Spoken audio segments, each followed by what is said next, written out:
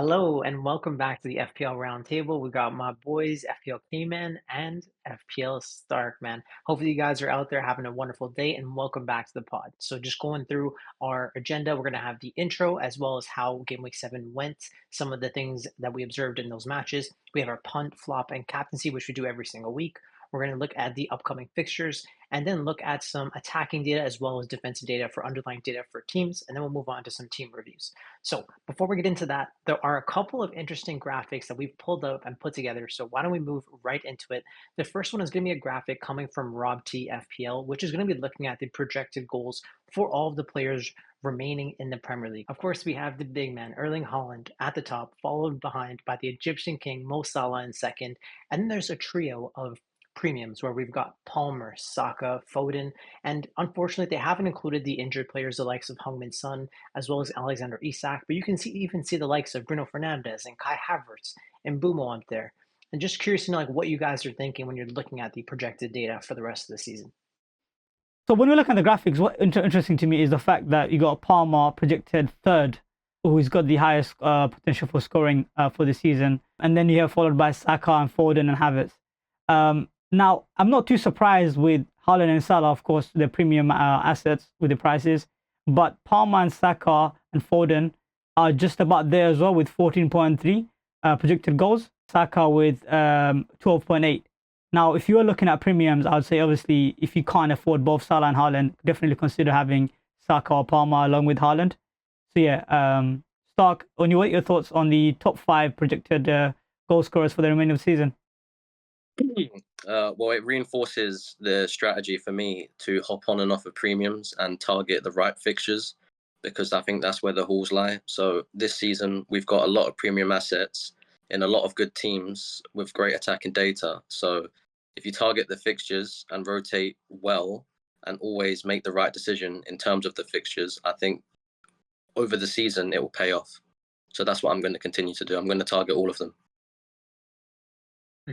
And also from a Liverpool perspective, I just noticed that Diego Jota is higher than Luis Diaz, and it's interesting because Diaz has more FPL points, and a lot of people have been clamoring for that left winger just based on the way that Liverpool have been playing. A lot of the play is going towards that left-hand side, but I've always believed that Jota was the better FPL pick, and the projected data does back that up. I also noticed that Eze as well as Bowen are actually pretty high up. Like they're going to be solid, good value picks as well to consider within our FPL teams. Players like that you could just put into your team so that way you can focus your transfers on the premium players later on. So those are just a couple of insights that I noticed. Also, I'm actually noticing the likes of even Nielsen and Semenyo still in like the top 20 or top 30 players. So Bournemouth players, they're definitely going to be on the agenda. So I just feel like that's really good value. Even Chris Wood was really high. I did not expect him to be this high personally. And Solanke being higher than Watkins. That's What do you guys crazy. think of that? That's crazy. I think, look, Watkins is the talisman. One could argue for Spurs that there could be Madison or Son the talisman. I think clear cut if Son is healthy, he's the talisman who will be on set pieces and pens. In regards to Solanke projected higher goals, I think it's due to Spurs attack. I mean, they got full on attack and they create a bunch of chances. But I would definitely have Watkins ahead of Solanke any day of the week. Yo, Stark, what do you think about Kai Havertz? He's actually ranked sixth amongst all attackers. I'm sure at the beginning of the season, like in preseason, he probably was not even in the top 10. Like, I'm sure I would have probably put maybe at least 10 players that would be higher than him, but he's been very solid this year, even matching Saka at times. Like, of course, he's not matching Saka's points entirely, but in terms of the value that you're spending, he can kind of cover Saka in a way. But I'm surprised to see him this high up. Curious to know what you think of that. I think when Arsenal have that fixture swing in game week 12, it's going to be a big debate amongst managers whether to save the money and go with Havertz and have the likes of Palmer instead of Saka. Just due to the fact that when it comes to striker options as well, there's not many around that price bracket. You've got Watkins, Solanke, Jackson, and Havertz, and I think Arsenal attack. They're going to be competing for the title. And it's good to know that when Odegaard's out, Havertz is still playing in the striker role. So they're playing a 4-4-2, and he's playing up front, albeit whether it's with Trossard or Jesus, he's still getting into dangerous positions. So the Odegaard injury has no impact on his projected points. So I think he's a definite option for managers moving forwards. And then just lastly for Cayman, we're going to be touching on your favorite player in the league, Bruno Fernandes. So he's actually ranked 7th of all attackers. And I know this is the exact type of player you don't like to own. You're not a fan, but the AIs absolutely love Bruno and Eze in particular. They have very strong projected goal involvements. Is this the type of player that you can be backing based on the data, or are you still just going to be against it from your eye test as well? I think you don't have to look at the data or eye test. I think you just have to look at the first 7 game weeks of information that we have. Whether you look at eye test or data doesn't matter. I don't think anyone that puts Bruno Fernandes ahead of Mbemo, clearly there's something wrong with that data. Look, I love RobFTO. I think he does great work. I think he might have made a mistake on that one. There might be some sort of error. So yeah, that would be probably amended. But yeah, he should not be top 7 or top 10. He shouldn't be on this list to be fair. That's fair. We just had to bring it up. And I think the one that really stands out to me is going to be Phil Foden. And if we move on to the next graphic, it's really interesting because Foden has a very strong data performance in the last couple of seasons where we've seen his minutes tick up over the last 4 years, picking up more minutes as he becomes more and more important to Pep Guardiola's best 11. So if we notice from 2020, he had 8 XGI, getting 17 FPL goals and assists. He overperformed by 9. And the next season, he just performed in line with his data. The season after that, he overperformed by 7. And then in the season after that, he overperformed by 10. And usually what happens is when you have a good player in a smaller role, they don't usually have the same amount of overperformance when they're thrusted into a bigger role. But Foden really stepped up to the challenge. And that's why he's just one of the best players in the league. And it's the perfect discussion point. Because if you look at the fixtures on the top right, you can see that there's Wolves, Southampton, Bournemouth, and Brighton on the horizon.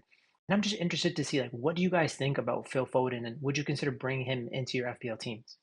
Yeah, I'm definitely considering Foden. As you guys know, anyone following my team as well, on X, on the pod, I don't have Haaland right now. And I'm planning on making a transition with my team. And I'm seriously targeting Foden and Haaland. So he's definitely in my thoughts. It's just, Foden's just a transfer out waiting to happen. But it's a gamble, and it depends on the kind of manager you are. So let's say you bring in Foden for Wolves, and he scores a brace and gets an assist. I guarantee you, he's getting 200,000 transfers in ahead of Southampton. So if you can catch the haul first with Foden, you're going to be laughing. But at the same time, you could bring him in for Wolves, and he could be benched. So this is the challenge ahead when it comes to picking Foden. I agree with Stark, to be honest. I would just like to add one more thing, is that when we saw him versus Fulham the weekend, I mean, we're going to touch on that game review, he didn't look that amazing, to be honest, and he did get subbed on the 77 minutes. So to have that much faith in Foden, I understand historically speaking, he's very explosive, and when he does play, you can expect a return. It's just that this season, we haven't seen enough from him, and we have not seen him even play for 90 minutes yet. So to jump on it that early, I understand you're trying to catch a hold before it happens. It might be a bit premature, but again, I wouldn't blame you if you were to go with it. It's a bit of a punt. But personally, I wouldn't go there. I wouldn't sell the likes of Saka, Palmer, or Salah to go to Foden. Yeah, it's hard because those types of players have a really high floor. But if we just look at Foden's like summary over the last 4 years, he's played 8,400 minutes, got 77 GA from an underlyings of 51. And that just goes to show you that every 164 minutes, he's getting you 1 expected goal involvement, and every 110 minutes, he's getting you an FPL goal and assist. So I guess the question to ask yourself is, what are we projecting for the rest of the season? Now, we've already had 7 games played. There's only 31 games left. If we look at Foden's data from last year, he started 33 matches. He was fully benched for 3 of them, and then he was subbed on for the other 2. So in general, when he's benched, he's usually fully benched because he's probably like sick or ill or just rested in general.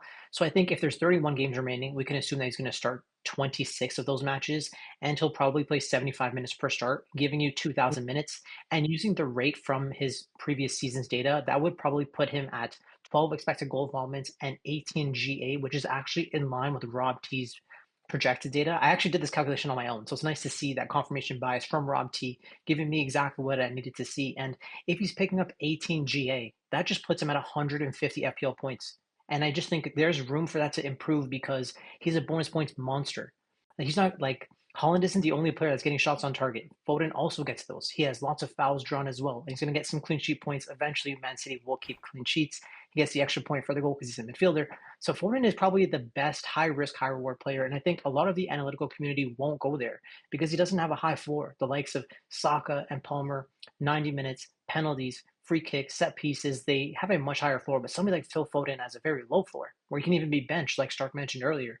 But I feel like if you put him into your team, you get 150 points. Plus, you just hope that in the 6 times or 5 times where he's benched, you're able to have a good bench option. Maybe somebody the likes of like Calvert Lewin or Strand Larson, like a very cheap eighth attacker that you can get points from them. So I think it really depends on your squad structure, but I absolutely love Phil Foden. I already brought him into my team because I have no Haaland, and I'm actually looking to captain him in the next couple of weeks myself.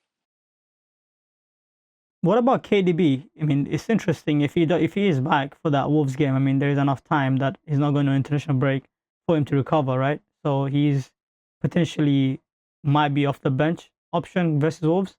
I'm not sure his recovery and whatnot. But if he's back, isn't Foden's minutes a risk? Foden's minutes will always be a risk, but I just think it's the quality of the player that you're really buying into. Like you're buying into the player that was the Premier League player of the season last year. At times, I felt like he was more consistent than Haaland last year, and it just goes to show you the level that he's at. And I don't think Pep has the luxury of benching Foden. I mean, the margin for error with Man City is just much smaller this year. Rodri's out. The defense looks like they're in shambles relative to where they were in previous seasons. I think City will have to go out there and score 3 or 4 goals to win games now.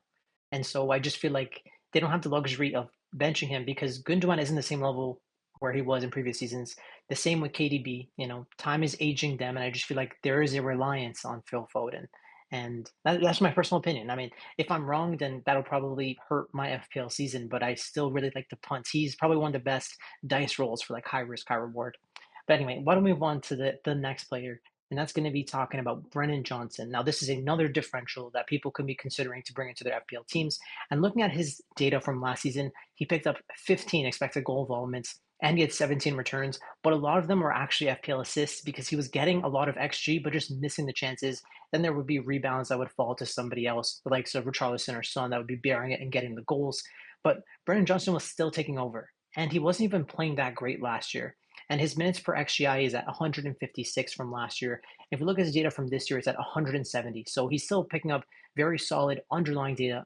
And right now he's in form, picking up 5 goals in 5 games. It might even be 6 goals in 6 games if I'm not mistaken. And so he's picked up 2.5 expected goal involvements from 400 minutes and gotten 4 returns. And he's only priced at 6.4, and he's really in form. Now, of course, we have heard the news that Richarlison and Son are expected to be back in training.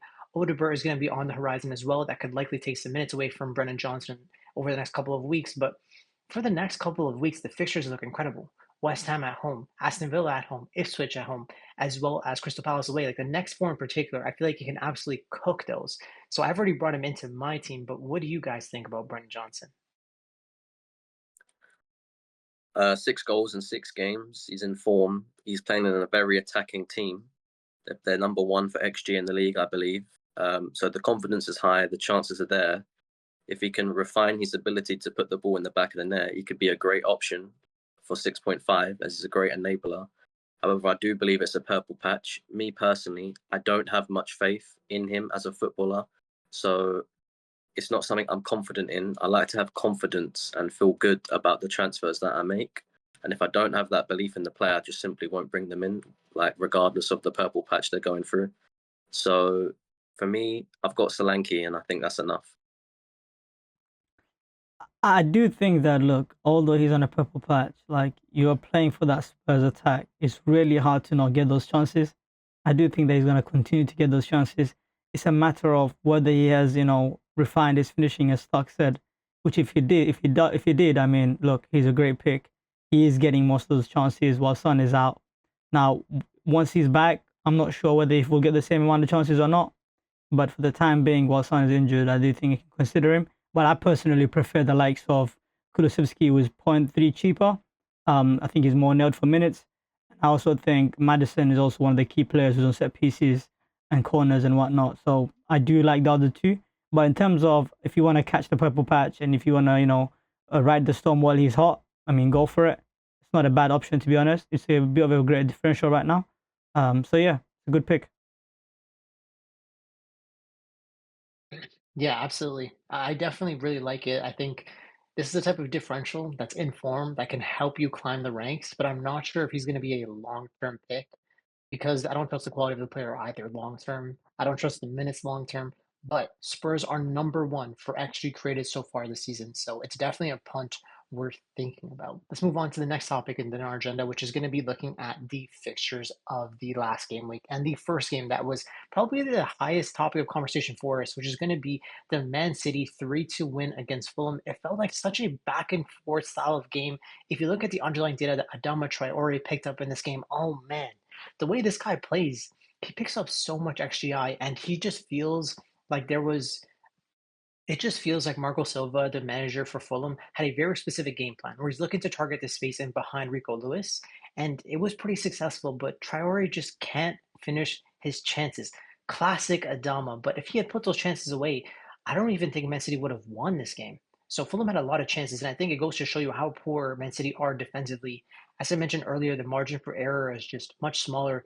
Kovacic has been playing well. He picked up another return in this match, but he's not as good as winning duels as Rodri is. And that's why there's just so much fragility within that Man City midfield as well as the back line. Curious to know what you guys think about Man City defensively as well as the underlying data, because when I looked at it, I was like, oh, wow, Haaland blanked. But people are saying Foden just didn't play well, but Foden had more XGI than Haaland. So I just find it to be really interesting. Just curious to know what you guys think of the match. Yeah, I think it's a very interesting point with regards to bringing in a player, an attacking player.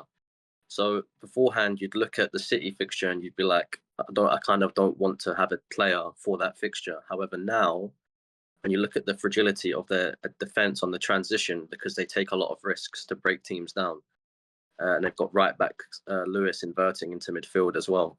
So on the transition, they're very vulnerable. So teams attacking players versus City, I would say moving forwards, you don't have to worry about that fixture and just play the fixture, and you could very well get a haul. And with regards to the team they were playing against, Fulham, now Adama Traore put up over 1 xg on the counter, and he could have had a hat trick, to be honest. Pep was even at the end of the game coaching him on how to finish, which is quite funny.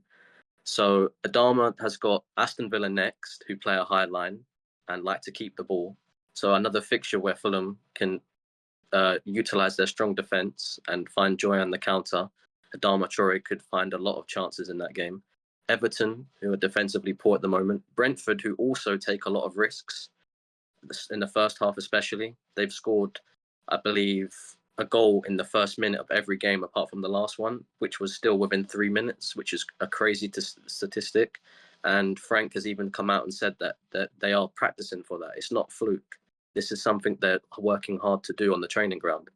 Crystal Palace, who just look a mess without Anderson. And then they've got Wolves, another mess. And then back-to-back Spurs and Brighton, who play high lines. So Fulham assets might be overlooked, what I would say. I just wanted to echo what Stark said. I think one player I think you missed out, Stark, is Raul Jimenez. I mean, who saw that beautiful assist? I mean, absolute gorgeous. Look, I think people kind of wrote him off. I mean, when he was playing for Wolves, I remember in 2020, I mean, everyone had him in his team when they had good fixtures, and he was delivering, week in, week out. And now he has, got a return 4 weeks in a row, and everyone is talking about him. I mean, I was high on him, to be honest, although I didn't own him because you can't really own everyone, right? I think if you're looking for a cheap striker, don't look nowhere else than Raul Jimenez. And I think he has obviously earned that first starting spot from Muniz. All the Muniz came off the bench and scored. I just feel like to take off Raul now, you gotta do more than that. Like just coming off the bench scoring is not enough for Muniz, in my opinion. So for the near future, Raul Jimenez is a good pick, as well as Adama from Fulham. But obviously you still have the likes of ESR and Andres and whatnot. But I would put it as Raul first. I would put second either Adama due to price, and then maybe third ESR. If I was to look at Fulham assets, in terms of defenders, I'll look at Robinson, of course, who still looks to be good, quite attacking as well. Just wanted to divert to now City. Absolutely shocking, to be honest, how poor they've been defensively. I mean, I've saw quite a few people actually having double City defense. I mean, just to name one content creator, I think Fran, right? Fran, which is quite a notable FPL content creator that that's usually gets higher rank. He has double City defense. I mean, to have double City defense is absolute suicide at this stage right now. Like, I'm like people that have Lewis and Guardiola, one or the other, they might be considering taking them out come game week 10 and whatnot. Look, they've been extremely poor, and I think we we need to start seriously considering playing our attackers versus City. We just think, oh, it's City, and we don't really attack them. I mean, if you look at Raul, if you look at Adama, they were all getting returns. Muniz, Andres versus City, away from home as well. Crazy. And the story of the week is obviously Haaland blanking. I mean, look, it's some would say, look, why did you captain him because he was EO and whatnot? Look, they were playing at home, and historically speaking, Haaland, scored a hat trick last season at home versus Fulham. Now we understand it's not the same Fulham team, and we also understand that De Bruyne and Rodri is not there, but still not an excuse for City not create chances for Haaland. I mean, they were really really poor at finding him. It was a similar thing to what happened in Spurs game versus Brighton. They're not really looking for Solanke, so I think it's on the manager to tell the players to find their striker, get it to the main man, and hopefully they get a return. But look, Haaland for 15.4 million to blank twice in a row, definitely disappointed. Yeah, that makes sense. I just want to quickly touch on Rico Lewis. I just feel like he's still a gem. He's priced so efficiently, only at 4.7. I still think he's a very good option, but personally, I wouldn't be going to Vario for 6.0. Yes, you have the nailed minutes, but I don't think he's worth 6.0 without Rodri holding down that midfield for Man City. So let's move on to the next match, which is going to be for the more interesting team. And just to connect to the Liverpool Man City game, the way that City are defending, it really reminds me of the way Liverpool were defending last year under Klopp, where it's like it wouldn't surprise me to see Man City concede goals in games all the time. And that's how I felt about Klopp last year. But the Liverpool team this year, under Arne Slot, we're incredible. We're number one for XGC conceded, number one for clean sheets. Like defensively, we're an absolute monster.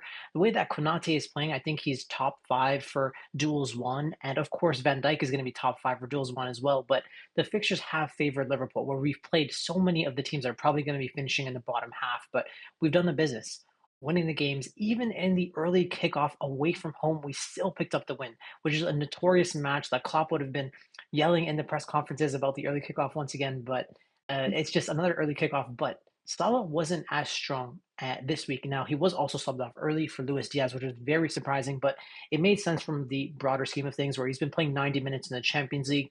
He's getting older. I still believe that he will be top with Haaland in terms of FPL points scored because he's a midfielder. And when we looked at the RobT FPL data from now until the end, there are only 2 or 3 GA separating them. And because Salah gets more points for the goals, I think the points between them won't be that much. So I don't think Salah is a very good pick. And I just feel like when I'm looking at Liverpool's fixtures for the next month or so, the fixtures are very difficult. Like we play against Chelsea, Arsenal, Real Madrid, Man City, and then we have, of course, Brighton, Aston Villa, Southampton in there as well. So it's not some easy games, but I think that if there is a player you can trust that won't get rotated, it's going to be Mo. So if you guys had Mo within your FPL team, what would you guys do? Would you hold or would you consider selling? I've been flip-flopping between because I have a Mo Salah in my team right now and I don't have Haaland. So I'm thinking of a route to get Haaland in. Obviously Salah at his price point is a potential sacrifice. From a broad perspective in all comps, yes, Liverpool have a difficult fixture run and they've got great attacking options and Slot does like to rotate. However, from a systematic point of view, I believe the Brighton, Southampton and Villa game, especially Brighton and Villa, who deploy high lines, I think Darwin Núñez would suit those fixtures. And with Real Madrid being in between a few of them, I'm thinking Jota would get those starts as obviously they're must-win games. So you could take a small punt if anyone's on a free hit or anything crazy on Darwin Núñez with team leaks, of course. But other than that, it's a shame because I really do like the look of Jota as a 7.4 million starting striker as a midfielder. So he's getting a point extra for every goal. He's getting clean sheet points. I feel like he's definitely the nailed striker under Slot. So moving forwards, perhaps not in the close future, but in the distant future, he's someone I've got my eye on. So you're probably considering moving down from Salah to a Jota to afford somebody like a Haaland, maybe long term. Yes, and with regards to Trent is such a difficult one because I really want to keep him because I feel like he's one of the only defenders who can haul even if they concede. So I feel like he's kind of fixture proof in that sense. And why on earth am I getting rid of a defender who has kept 5 clean sheets in the opening 7 games?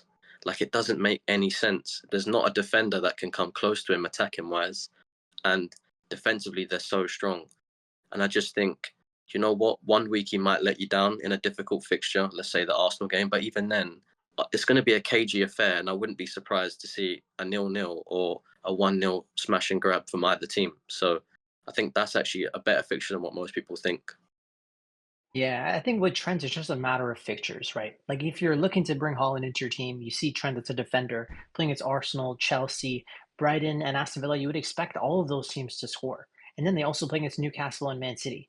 But it's like the defensive data they've picked up. I feel like Trent is a hold, especially when you look at the XG for this match as an example. Trent has more XGI than Salah, and he's a defender.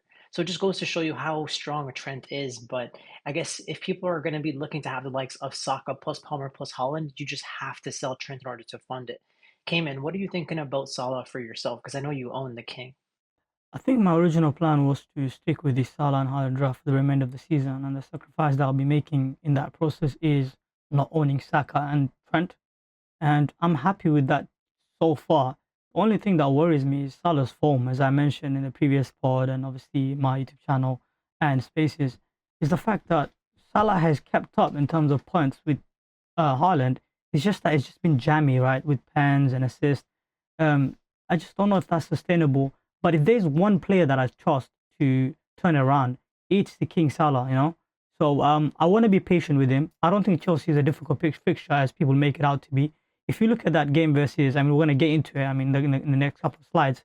I mean, goodness, Forest almost beat Chelsea with 10 man.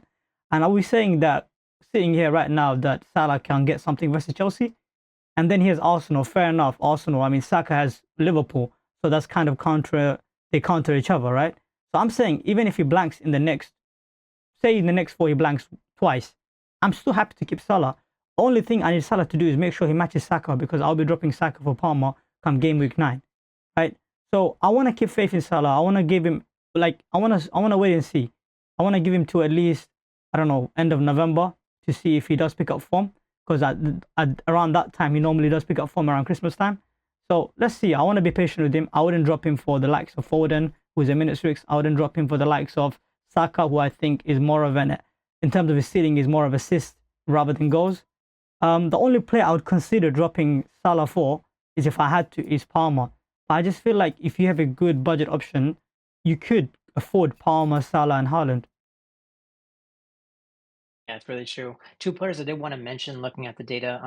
I just wanted to talk about how important and how much of an improvement Gravenberch has gone through. He won Player of the Match Yeah, last year, and he's been playing so well. Like genuinely, he's one of the biggest reasons. Like we needed a 6 in the transfer market every single week. I was in the summer. I was disappointed seeing everyone signing players, but Slot had a plan. And his plan was to just put Gravenberch there, and he's been killing it. And McAllister is kind of like the unsung hero, where like his standards have always just been so high. Winning the World Cup with Argentina, coming from Brighton where he was playing well, moved into Liverpool. He's been playing so great, but we don't talk about him because we just take it as a given. But the way that these two have been holding down the midfield, it's been a breath of fresh air. And I just wanted to touch on Ebriche Eze, who once again picked up 0.4 XGI, but got no attack return. He could have ruined that clean sheet, but we had a big save from the substitute goalie in that moment. So really happy that we kept the clean because all of us own Trent, right? But anyway, let's move on to the next game, which is going to be the Arsenal versus Southampton 3-1 win. Bukayo Saka, the star boy, that was my captain in FPL. I mean, how could you not own Saka? He was only 40% owned at home to Southampton. What are the rest of the 60% of managers thinking? Star boy, that was my cap. And I felt like when I was considering captaincy, I look at Starboy Saka at home to one of the worst teams in the league, and it just made sense. Were you guys considering captaining Saka, or did you? And Stark, like, what were you thinking in terms of captaincy this week? I didn't have Haaland. So obviously Saka was my captain, the star boy. He served me well. He saved my game week. Couldn't be happier. But I think this is a key talking point, and I think Kayman can touch on it from a personal perspective because he owned both Haaland and Saka. But I just want to give my opinion on it. I don't think you should ever in a million years captain a player based on EO. I think you should always pick who you think is going to score the most points. And fear should not be a factor in your decision making, because fear can hinder you. And I think this is the case this week. We all know Southampton are terrible. I mean, United scored 3 past them. So look what Bournemouth did to them as well. Semenyo in particular, same position. It just seemed like a no-brainer. But I would say it was there was some other good fixtures in that game week, but ultimately I had to go with Saka. And once again, Havertz returning. And it's just, this is a key thing with regards to Southampton. They are up there in terms of data for giving the ball away in their own half, because they're so adamant on playing out from the back, and they're not good enough to do it. So the manager's being very naive. So that's why they're such a great team to target, because Havertz's goal was literally from a press from Saka, who assisted Havertz, and it was a great finish. And it's a similar concept for the third goal. Tackle, fell right to Saka, passes it into the net. So they're just a great team to target with premium assets. So Mbeumo as well, right? People were captaining Mbeumo against Southampton, and he got them, what, a 32-pointer if you captained him? Like, come on, no-brainer. Yeah, for sure. What's interesting as well is we had the likes of Raheem Sterling integrated back into this 11 for this match. Now, coming from Chelsea, Stark, what are your thoughts on Sterling's performance for Arsenal? Terrible, mate. Don't need to waste any more time on it. He's terrible. Can't stand him. Yeah, I feel like, you guys just you guys ripped Arsenal off getting rid of him. I guess I don't know, was it a loan or did you guys keep him for the season? The loan, but I don't think there's an obligation to buy. So he needs to step his performance up so they can buy him at the end of the season, because I don't want him back in Chelsea. Like, that guy stinks. He's the most Yeah, I selfish mean, footballer ever. yeah, and he was actually guilty for giving the ball away for one of the goals for Southampton, where Archer buried it. Very interesting goal that ruined a lot of the double defense clean sheets as well. Cayman, you were out there with Saka plus Holland, and you ended up captaining the big man Erling. So, what was your thought process? I think, as I said earlier, right, if I had to sacrifice anyone to be able to afford the likes of Salah and Haaland, accompanied with Palmer, it would be Saka. And I think I wouldn't be reactionary just because he had a 16-pointer versus Southampton at home. That's the normal thing that he'll be doing versus any other opponents, to be honest, unless it's Ipswich. Um, Fair enough, I would bite the bullet for those fixtures, but I don't think he has the same ceiling versus the top teams, the likes of, Liverpool, City, Newcastle, or even Villa. I think his ceiling is rather more assist, ticking alone, right? Assist or two. And that's what I actually predicted going into game week 7, right? I predicted that Saka's ceiling is 2 assists, along with bonus, which is good, right? You can captain him. I didn't think he was a bad captain. It was just that I thought Haaland had a higher ceiling in terms of explosiveness. If Haaland gets 2 goals and bonus points, he matches Saka. And there is, in terms of EO, it does. I do agree that you shouldn't think about EO should captain the best captain, but it wasn't like Haaland had freaking, Liverpool, or he had Newcastle away or something like that. He had Fulham at home, right? One could argue it's just as good of a fixture. I understand Saka might have a better fixture, but Saka is a winger and Haaland is a striker, right? And Haaland did score 10 goals to start the season. So it's hindsight now for people to say it's a no-brainer to captain Saka, but I think I disagree. I don't think it was a no-brainer. I think it was quite a close call. And those who did captain Haaland was not the wrong decision. It's just what you thought was the best captain. And personally, I thought Haaland was the best captain. Not once did I think, oh, let me captain Saka because I think he's a better captain. I feel like people that were captaining him, fair enough, good for them. It's just that I wasn't going there due to his ceiling. So I have no regrets for not captaining him. I'm happy for those that captained him. It planned out, worked out. And it does prove one thing, that you should try to look for this opportunity to go against Haaland. So for that, I want to give huge props to you two, because I know you both captain Saka, and I'm happy for you guys. But overall, the game, I think Southampton were horrible. I mean, to be honest, the first half, Arsenal was not doing that much. The game was a bit slow. But come second half, that's when Southampton were poor, giving up too many balls. And then obviously, Saka, the goal they scored, that was a gift, right? That was a gift given by the defenders. So look, overall, I think Arsenal got the job done. It's just that now people are going to say, look, Saka is nailed and he should be in everyone's team forever, which I disagree with. Yeah, I think it just really comes down to value. Like if we look at Bukayo Saka, he's picked up 9 attack returns in 7 matches. He also has the most big chances created, the most chances created, as well as the most assists in the Premier League. He's been so consistent. So it's hard to really go against Starboy. But then again, Havertz is really covering him. So regardless, let's move on to the next match, which is going to be the Brentford and Wolves game. And this game got off to a flying start once again. For Brentford find a way to score the first goal. I think this is at least 2 or 3 games in a row where they're having this really interesting style of play where they just like loof the ball up to one of the right winger or the left wingers and they just group press the opponent. And I guess the opponent just isn't ready. Like I feel like there's definitely going to be talk amongst the opponents and the game plans for the other teams, but the opponents are just not ready for this tactic when it actually happens versus when you're seeing it on paper and analyzing it in the film room. This just consistently happens for Brentford every single game.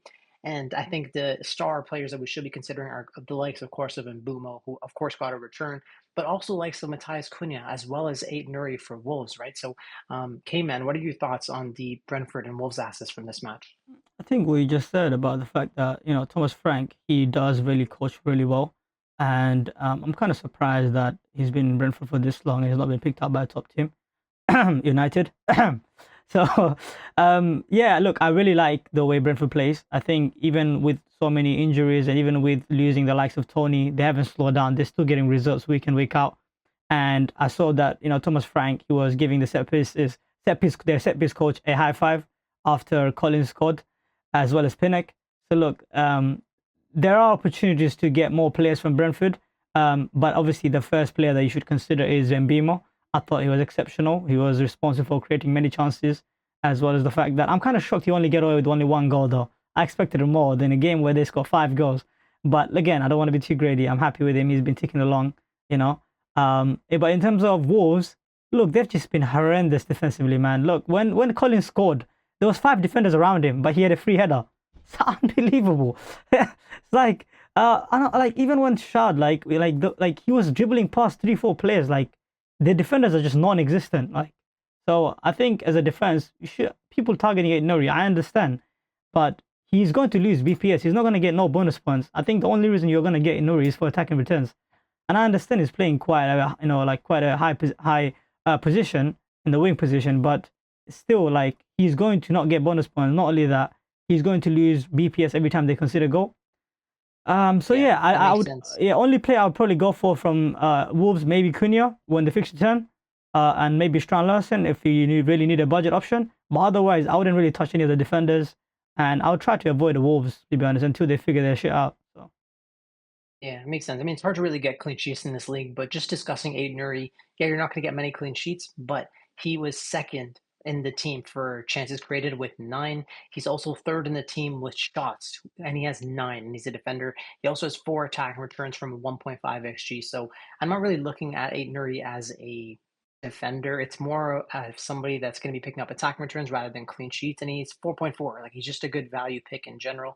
And then of course there's Cunha, who's first for big chances created, creating 10 on the season so far, as well as creating 3 big chances. He's first for shots as well. He's also first for shots on target, first for XG, picking up 2.0 in the first 7 games, as well as first for XGI, as well as XG. So really interesting data for both Cunha and Aid Nuri. And I know there's a very good run for Wolves, and I think those should be the 2 main options. And Stark, do you have any other observations on this match? Yeah, I just think it's crazy how there was 8 goals. Cunha was involved in one of them, and he got 3 bonus points. It just goes to show how talismanic he is for Wolves. So when that fixture run turns in game week 9, I think he should firmly be on people's thoughts, especially with Calvert-Lewin stinking it up. However, Calvert-Lewin's got Ipswich, so that's a wait and see. And Bumo, 1 goal. As a non-owner, I was thrilled because that was looking scary when the goals were flying in. Also, Wolves, like Man City play Wolves next, and the defending in the box was abysmal. And Haaland's movement in the box and his aerial prowess, I just don't see anything other than Haaland destroying them. Like, I don't see how their defenders can live with Haaland. If they start Savio, maybe Grealish, or it doesn't matter, but if they get the ball in the box and KDB's there, that is going to be a cricket score. And for anyone who's an engaged manager, please go and watch Gary O'Neill's Match of the Day interview after this game. It was very, very alarming, and it was on the verge of like giving up and almost he could be getting the sack kind of vibe. So please watch it. It's not looking good. It's not looking good, Brev. Yeah, but I just wanted to mention last year, Haaland did get a hat trick against Wolves, but that was at home. But Man City actually lost to Wolves away last year, which is really interesting. So something to keep in mind. But we can move on to the next match, which is going to be the West Ham and Ipswich game. Now, West Ham have been absolutely porous. They've been terrible this whole year. And of course, they come up against a newly promoted side and they scored 4 goals. Bowen picked up 12 FPL points, picking up a goal and an assist, man. Bowen is the type of player that's just so fixture proof, but he delivered at home. What are your guys' thoughts on the West Ham and Ipswich game? Kayman must be so happy he transferred in Delap. I'll let him go first. Yeah, so all the hate that I've got in the last pod, the likes of Stark, Kanji, calling it a sideways move, knee-jerk move, calling it the most useless transfer ever, waste of a transfer. But what do you know? The man like Liam Delap shows up and scores an absolute banger. Look, if he wasn't for his team, right, they let him down, They were just abysmal defensively. They were giving up balls left, right, center. And I don't know why, like, teams like Ipswich that are bottom feeders try to play from the back. You're not Man City. You're not Liverpool. Don't try to be like them. Be who you are. When you're up against the opposition who are superior than you, park the bus and counter. West Ham is a better team than you, regardless of their form and whatnot, any day of the week. I don't know why they try to play from the back and try to play the possession game with the West Ham team. And that's what they got exposed, and they were getting caught up in left, right, and centre. But in terms of Liam Delap, look, he had 2 great chances. He finished 1. And the rest, obviously, his team let him down, to be honest. And Davies, I mean, look, he was quite attacking. He had like 0.56 something like expected goals or an assist. So he was amazing. Davies, I'm kind of surprised he didn't get in return. And in terms of West Ham, Jared Bowen, man. Oh, goodness. Kanji, you must be kicking yourself right now. You sold him before his home, man. Look, he was amazing. The fact that he doesn't not only carry a goal scoring threat, but he's also a great creator for that team. And he's so talismanic. Like, any time they're getting an attack in return, he's somewhere in shape or form involved. And I understand that, look, they're struggling. As I said, they're kind of, in the mud in terms of their team camaraderie, and they don't really have faith in their manager. And I understand maybe this one win can maybe get them on track, but I highly doubt it. Still a way to see for me. But Jared Bowen, man, what a pick. Like, I think if they do pick up form, he could definitely be an option again, along with Mbemo. And obviously, you got the likes of Madison and Kulusevski, other assets. He would definitely be one of the top assets to consider if they do pick up form. But yeah, the key takeaway for me is Liam Delap and Jared Bowen absolutely killing it. And of course, Antonio, man, just absolutely hero, just getting in those tap-ins. Because Ipswich was just giving him gifts, right? Left, right, and centre. I think. Yeah, it's interesting because they have. Oh, sorry. I think someone under the radar is Kudus. Look at his data in that game: 1.59 xGI, and he's a baller. Just passes the eye test. Beautiful to watch. You can't get him off the ball. So when West Ham have good fixtures, and if they really do sort it out with the manager and the system, I think he is one at a price point that people should be looking at. And lastly, Leif Davis, the haul's coming. If you've got him in your team, start him versus Everton. The haul is coming. Patience. Yeah, I agree. He's on every set piece as well. I think in Gameweek 8 where they play Everton, or Gameweek 10 when they played last year, there's definitely something on the cards for Davis in those matches. So jealous of the owners. But let's move on to the next match, which is actually going to be the Leicester and Bournemouth game. Now, Bournemouth actually put up more XG in this match, but somehow lost the game 1-0. And of course, Leicester won this game at home from a moment of brilliance from a guy that came from Brighton. His name is Buonanotte, priced at 5.0. He's a pretty good value budget pick. For those of you that are considering the likes of Salah plus Haaland and adding in another premium on top of that, you could consider bringing in a differential like Buonanotte. But apart from that, this game was pretty poor from my perspective. What did you guys think about this match? I think Leicester were extremely lucky to keep a clean sheet. I know Bournemouth are top 6 in the league for XGI or XG alone. So they've got a great attacking team. And I just think those who have their last 11th man as Face, or however you say his name, Face, those who brought him in for that 6-pointer, I mean, he's a star of the week because that's just very fortunate. Disappointed in Bournemouth to not get something from this game. I think it's a great fixture. Arsenal had 35 shots against them last week. Leicester, don't let this clean sheet fool you guys. They are a team to target. Like, don't let this fixture fool you. They're not a great team, I don't think. I think they're underestimated amongst the promoted teams, for sure, but they're still a great fixture to target. I think Semenyo is still a keep. I think people might look at this result and they might get knee-jerk and take him out, and I think that would be a mistake. I think come game week 10, people are going to bring him back again because of fixture run. The minute he gets a goal or an assist in the next 1 or 2 games, people are thinking, oh, Semenyo is such a great pick. Like, just like how people are kicking themselves when they didn't have ESR in first couple of game weeks. So I think Semenyo, just because of his blank, I wouldn't sell him. He's a great player, really talented. He can create something out of nothing. I am disappointed to own him and not get a return, but I'm gonna be patient with him and stick it out because I have a great rotation piece in Rodgers. But other than that, I don't really see there's much to it. Well done to Leicester and those who had fire phase. So yeah. Yeah, they've got Aston Villa. They've got Aston Villa in game week 10. So I know obviously they've got Arsenal next, but if you have an attacker and they're playing Villa, you don't bench any attacker playing Villa. Like Semenyo is just a nice rotation. I wouldn't be wasting a transfer on him. Right. Yeah, I think the likes of somebody like Smith Rowe could get rotated or benched for tactical reasons, but Semenyo, no chance. Like he is their star player, similar to the likes of like Salah and Saka for Liverpool and Arsenal. Like you just would never expect these guys to ever be rotated. So that's what I was thinking about the Leicester and Bournemouth game. I kind of agree with you guys, just a little bit higher on Buonanotte than I guess the rest of us. But apart from that, let's move on to the next match, which is going to be the Everton and Newcastle game. Now, in this game, it was kind of a snooze fest for the most part. And guess what? As soon as everybody's looking to sell Pickford, get rid of Mikolenko because Brandtwaite's out, of course, he goes out there, picks up a 16-pointer. What the heck? That's more points than I feel like I've gotten from all my goalies in every single week so far this year.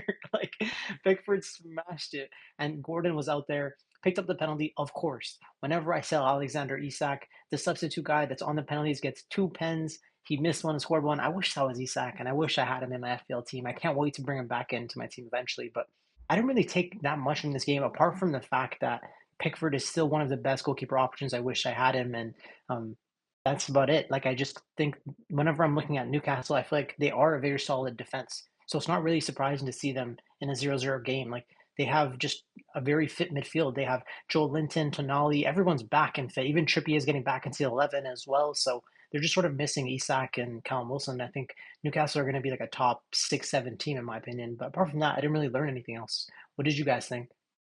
I think it's one to keep an eye on if Lewis Hall keeps getting the start at left back. I know in pre-season Eddie Hall was inverting Hall into midfield and he was getting assists and attacking returns in pre-season. So if he can nail down that spot, I believe he's currently 4.3 mil. So that could be an absolute steal when the fixtures turn and he's getting consistent minutes. Other than that, I think Everton are still a team to absolutely target. Like the amount of times Gordon was making some of the most amazing runs in behind I've ever seen since watching Newcastle play, and just not one single player was playing him in, and he was getting frustrated. Obviously, he had a stinker missing that penalty. And that could have been a completely different game if he put that away. Other than that, I would not be investing in Everton defence. I think they were fortunate to keep that clean sheet. Agreed. I just want to highlight one thing that none of you guys highlighted. You both are DCL owners. How do you feel about DCL going forward? I benched him. I didn't start him. So, like, he's just a rotation piece for me. I can't wait for the Ipswich game because West Ham were a team everyone's targeting, and West Ham just thrashed them. So I think Everton Ipswich could be a high scoring game, and I'll reevaluate DCL after that. Yeah, 100%. Same here, bro. I'm looking to play DCL and Ipswich and Southampton. I also benched him this week for Cunha. Cunha cooked for me. So, I mean, I'm expecting big things from DCL in the next couple of weeks. I mean, if Antonio can go out there and pick up a massive haul, DCL can do the same. Fair So enough. those are our thoughts on this match. Let's move on to the next game, which is going to be one of our favorite games to talk about on the weekend. It's going to be the snooze fest, a 0-0 game between Aston Villa and Manchester United. Who would have thought that happened? Cayman, what are we thinking, man? Does it again, man. He does it again. This freaking guy, Ten Hag, does it again, bro. How does he keep his job every single time?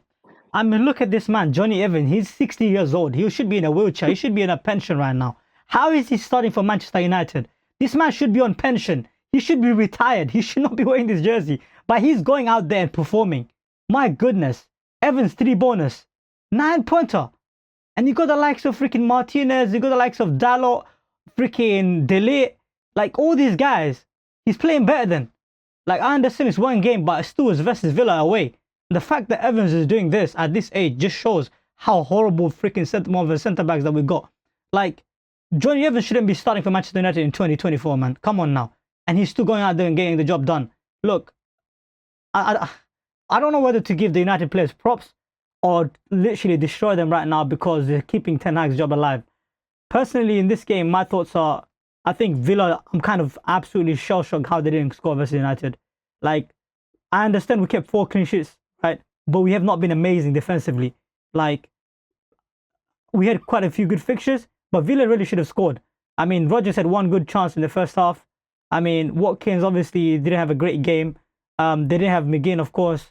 So there were a couple of injuries that they were battling, and they also had Bayern. So they were probably tired from that game. But still, I feel like I had Villa scoring in this game, multiple goals. And I was hoping Ten Hag would get sacked. But come on, man. Evans, why did you have to save his job again, man? Come on. End this suffering. Sack this dude, man. Yo, K-man. I didn't catch the game. So were you threatening on the counter attack or anything, like, because Rashford had a couple of shots, but I was surprised to see Garnacho. He didn't really do much. Yeah, Garnacho wasn't effective, to be honest.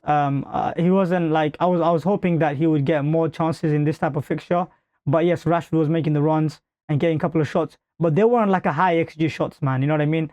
Like, I wouldn't say like they were like, oh, he should have scored type of goal thing, you know?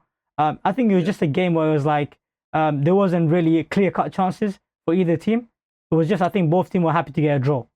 That's the way I see it. And that's why you see the likes of Evans getting a bonus point. Like, when you see Evans and freaking Dina getting bonus point, that tells you something. Like, yeah, it was just defenders snooze fest, mate, honestly.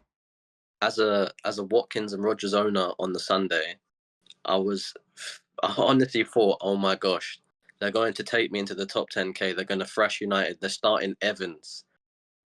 Like, Evans might as well be crawling on all fours when he plays, because this brother can't keep up with the pace of the game. But credit to him. He silenced the critics. Ten Hag keeps his job. That's all I want. I just want Ten Hag to stay as the manager forever, man. Bro, he had this really interesting tactical setup where he had like the wingers tuck in. So they actually had a very solid defensive performance relative to previous games that we've seen from Man U. I guess the question that I have for you, K-Man, is I'm considering potentially captaining Palmer against Man U in a couple weeks' time. Do you still think that's a good option, or should I look elsewhere in that game week? Is Chelsea at home? I think it's at Old Trafford. It's at Old Trafford. I think Ten Hag is going back to his old ways when he first came in and realized when he tried to play that pretty football and it didn't work out, and he started to play 4 centre-backs, right? I think he's going to resort back to that just to keep his job because he's on the hot seat. And I think he's going to try to adapt to his situation, which is right now protect and not get embarrassed, right? Protect whatever the lead they have, even if it's a draw, just to save his job.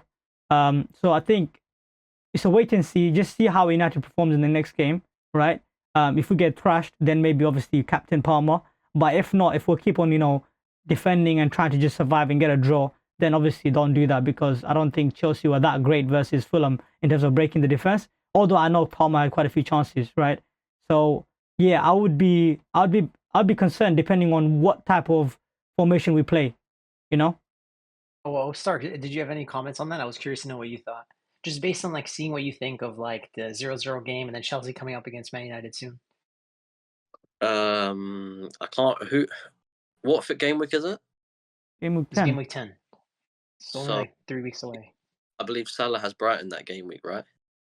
Mm-hmm. Yeah, I would prefer Salah captain versus Brighton because of the high line, or even maybe even, I don't know. Yeah, Salah probably for me. Palmer is a good shout. I believe it's a better fixture if it's played at Old Trafford, because I feel like United are a bit more expansive at Old Trafford, and it's a bit of a brass house these days. Like Old Trafford, it's not solid. Like goals flying in left, right, and centre. Whereas away from home, they're a bit more compact and a bit more structurally rigid. So it's a shout. And Palmer, star boy, you can, I believe, how many did he score? 4 goals in this fixture last season. So, or a hat trick. It was the thriller. I think it was 4-3. So we were like 2-1 up, and then you guys brought it back to 3-2, and then we won 4-3. It was a crazy game. So to be honest, it could be a good shout. I wouldn't I wouldn't say it's a terrible decision. Do you know what I mean? Palmer's a baller. Yeah, I just can't afford to get to Salah right now. So that's actually my best choice, but that's not exactly what I wanted to hear. Anyways, let's move on to the next match, which is going to be talking about your boys, Chelsea versus Nottingham Forest. Stark, what were your thoughts on this match? This might be an unpopular opinion, but I was quite happy as a Chelsea fan. Last season, we would have lost this game, 100%. Secondly, it's the first, we all know Nottingham Forest's structure when they play away against the top 6. Very hard to break down. Proof in the pudding, the Premier League leaders Liverpool lost 1-0 at Anfield to Nottingham Forest. So this is a difficult fixture, and firstly and foremost, I would not target Nottingham Forest for any premium asset. It's a difficult game. However, Palmer, as a premium asset, he could have had a haul versus Nottingham Forest. So if he can almost haul against Nottingham Forest, believe me, he can haul against anyone, because there was a chance in the first half where Madueke's burst past a defender and he's cut it back to Palmer. Aina got a touch on it, but it hit the post as Jackson flicked it. So it would have been a Palmer assist, but it hit the post and rolled on the line. That could have been assist. The amount of times Palmer just plays in Madueke and Madueke cuts in and shoots, and he's almost scoring. So it's like, for example, the Wolves game, you got 3 assists from just passing it to Madueke. Madueke runs, shoots, scores, hat-trick of assists. Palmer's assist, where did it come from in this game? Madueke goal. So it's something that gives him that chance creation. And lastly, he was getting so many chances in the second half. Like the little flick around the defender and the double save. He had a little shot that I can't remember, someone cut back to him and it was like curling to the far corner, almost went in. Like on any other day, he could have had a double-digit haul. So I was very pleased to see how he played against the low block. In terms of Madueke, I think a lot of people did jump on him early. I think he's one of those players where, like, he wouldn't be as consistent as the likes of Mbemo, because he's not really talismanic, and he will get chances because he's playing for an attack like Chelsea. And I think if he does a good fixture run, you could take a punt on him. But it's just that because of the fact that how many players there is available to play in that position, I wouldn't go there. So I think people who has won there after his hat trick, they definitely learned that lesson. So I wouldn't knee-jerk to Madueke again, considering their fixture run. Just to respond to the Madueke point, you make a good point. But just on that, like, he could be a good FPL asset in the sense that he is quite selfish and he loves to get at defenders and cut in and shoot.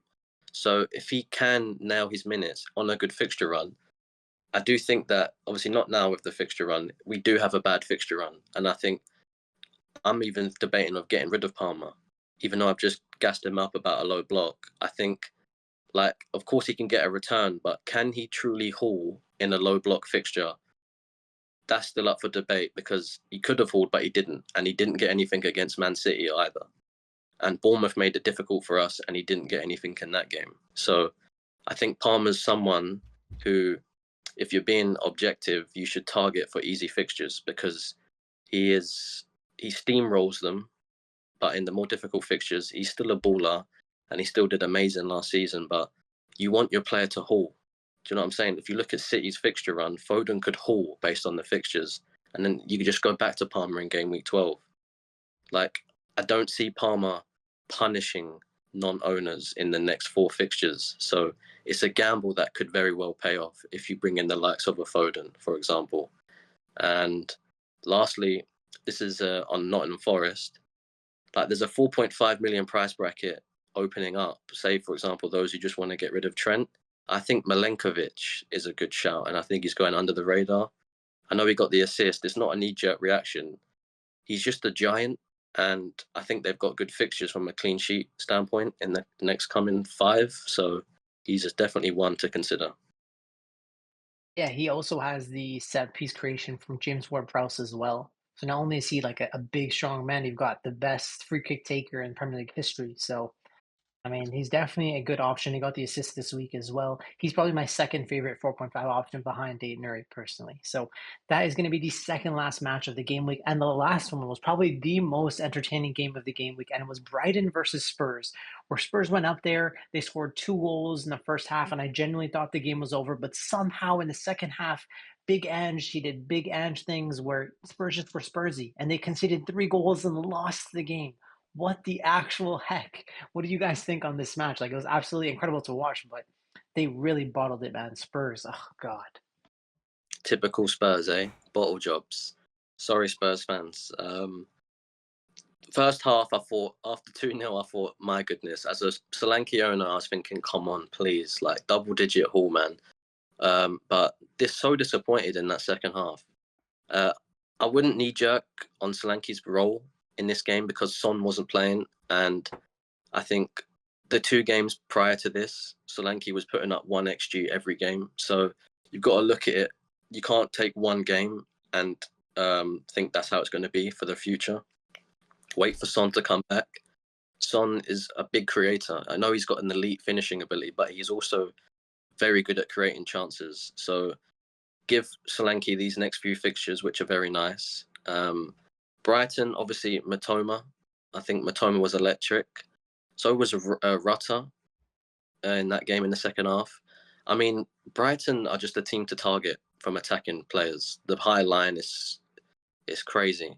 Webster and Dunk as the centre-backs trying to, like, Tottenham have at least got Van de Ven when they do it. They've got Webster and Dunk. So that's all I have to say, really, on those two. It's good, lastly, yeah, it's good news that Son's back in training, right? Yes, but I do want to say something. I'm happy for Spurs fans for having Son back, but I just want to say, hold this one for me. Thank you. You thought you were special after you beat us when you know we're in the lowest, and now you had a little reality check just the following week. So hold that one. In terms of the thoughts on my game, I think we all kind of overlooked Welbeck, in our Game Week 6. We all looked at like DCO, which is a clown, I already said, and we looked at the likes of Solanke, we looked at the likes of, Raul Jimenez for myself and Delap. I think I personally overlooked Welbeck, and we also were concerned about João Pedro and his injury. And one thing to note with João Pedro, right, he was playing number 10, right? He wasn't really playing striker role to start the season, even till now. So the fact that Welbeck is starting most of the games, 90% of the games, and playing number 9 for an attack such as Brighton, who's got exceptional wingers, by the way, midfield as well, and they create so many chances. I think we might have fumbled there. Those who have wildcarded in game week 6. I think even now, if you wanted to consider Welbeck in game week 12, he's a legitimate option. I understand Cunha is good, he's more talismanic, more minutes and whatnot, but one can make an argument that Welbeck plays for a better attack than which is compared to Wolves. So I will consider him. And if you were picking Solanke for 7.5 because you say Spurs is so attacking and there's so many high XG and whatnot, I can make the same argument for Brighton as well. And they have just as good of players. And proof is in the pudding. They beat freaking Spurs, right? So I think that's one player to consider.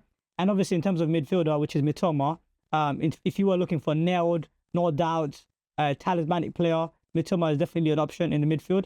But because you have so many good midfielders, it's hard to fit him in, right? So that's my issue. And in regards to Spurs, as you guys said, they were Spursy, they bottled it. They should have won that game, to be honest. You're up 2-0. How are you losing that, right? I want to give a shout out to one player, which is Maddison. I think he played really well. He came up with 10 points. I think, although we're talking about Johnson and we're talking about Kulusevski, I think Maddison is being kind of slept on and not being talked about too much. And maybe that's due to the fact that he's 7.5 million. But if you do have the budget, definitely do consider him along with Johnson and Kulusevski. I just feel like his output, there's more ways of him getting a return. He has more of a higher assist threat compared to the likes of Johnson and Kulusevski, who are a goal threat. And I think Maddison can also get on the end of getting some goals as well. So, yeah. Yeah, It's good. sure. Yeah, I agree. But if you consider the value pick in Brennan Johnson, who actually gets the XG It's exactly what I'd like to see as a Brennan Johnson owner. 0.7 XG just for him. That's exactly what I want to see on a weekly basis. Keep it going, son. And the last thing is going to be Matoma. Now, numbers sometimes lie. For him to only have 0.3 XGI in the game, it doesn't do justice to the performance that he put up in this match. If you switch Matoma with Timo Werner, this would have been a 5-0 game for Spurs. Like, Matoma is class. Like, he's one of the best players in the league. There's no doubt about it. Like, when you watch him, he's silky. I would take him at Liverpool. He's so good. But unfortunately, he just doesn't have any roots to points where it's just goals from open play. He's not any on. This has not enough roots to points. He's not on any set pieces, not on the corners, not on the free kicks, not on the pens. But from open play in this game, he was just a joy to watch. So somebody that's definitely on my radar. Like to see that, but unfortunately, the data just never really backs him up. But the eye test always does. So those are going to be our analysis on the games so far from last week. Let's move forward to my favorite portion of the podcast, which is going to be the PFC. This is going to be our punt, flop, and captaincy choices for the week. Kayman, how did it go for you last week? Not great, my friend. Not great. I've only had 1 point. Lewis is a punt. He did get an assist, so pleased with that. Solanke, unfortunately, did not flop. He got an assist. And I had captaincy as Haaland, which is a big disappointment. Didn't get in return. Versus Fulham at home. I mean, shit, who would have saw that coming? Except for Saka owners, I guess. So, listen, 1 point. Not a great start to the season, to be honest, if you really do the overall score for the PFC. But listen, I'll come back. I'll be there. Next week, we should probably just include like an overall score for our PFC, but I absolutely smashed it this week. Bowen was the punt. You know what happens when you sell somebody when they play against Ipswich? Of course, they punish you. I had to keep him as the punt. He had a great fixture, and of course, he delivered double return. Flop was Pedro Porro. I'm surprised his ownership is as high as it is. Spurs are just very suspect defensively. Of course, Brighton were going to be scoring in that match, and unfortunately, Porro didn't get an attacking return for the owners, but sucks for you guys. And my captaincy was my favorite one of the season so far. Bukayo Saka, 16-pointer, absolutely lovely for me this week. Stark, what are your thoughts from last week? Should be 3 out of 3. Kulusevski against Brighton. He's robbed me. He's robbed me blind. Eze flop. Can't believe guys are still bringing him and Bruno into their teams.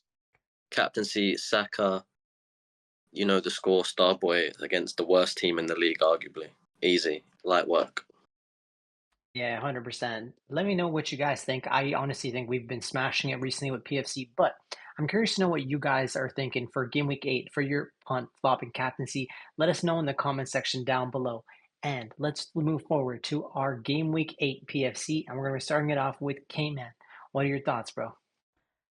So yeah, as I said, I wanted to make a comeback. I've had a really bad week last week, so I have for punt, I've got Davis. I think this is, as Stark said earlier, I think he's due. And I think this is the fixture that he's bound to get something. Either a clean sheet or an assist or a goal or something. So those who have Davis, hopefully that you get a return. I have flop as ESR. I think his ownership is like 26% and he just got benched versus City. I think he's going to blank, So I'm hoping for a blank. His ownership is quite high. And I think they play Villa. Yeah, they play Villa. So on paper, a bit of a tough fixture. And if he gets benched, it's even better for me, right? Automatic 1 point, right? And I have captaincy in Haaland again. Let's hope for the third time, he actually gets a return. I do think that Wolves have been really poor this season, and there's definitely potential for him to get a return. Like if he doesn't get a return this game week, oh my goodness, the uproar that we're gonna see on Twitter and everywhere else, crazy. But yeah. Yeah, that makes sense. My PFC is pretty straightforward. I think Foden is just one of the best differentials in the game right now. That's why he's my punt. The flop is going to be Eze. He's going to continue to disappoint owners as he comes up against Nottingham Forest, who have been very solid defensively. And of course, I'm a non-Haaland owner, but even I know Haaland's going to smash it this week. That's why he's my captain. What are your thoughts, Stark? Leif Davis. Kayman's copied me here, by the way, guys, with the punt. No, I'm joking. I think he's due. I think if they keep a clean sheet, I think he is due an attacking return. So if he gets that clean sheet as well, I think we're looking at a haul. Diaz, I think he's going to be benched. That's why I picked him as a flop. I think Gakpo is going to start again. Obviously, he's traveling and playing for Colombia. It's a big deal, big travel, whereas Gakpo is in Netherlands. It's big night and day difference from international break. And Haaland, no-brainer. Brentford were crossing the ball in, and Watford were like, it's like the sun was in their eyes and they couldn't see anything. And they needed a guide dog to help them defend because Haaland's going to feast.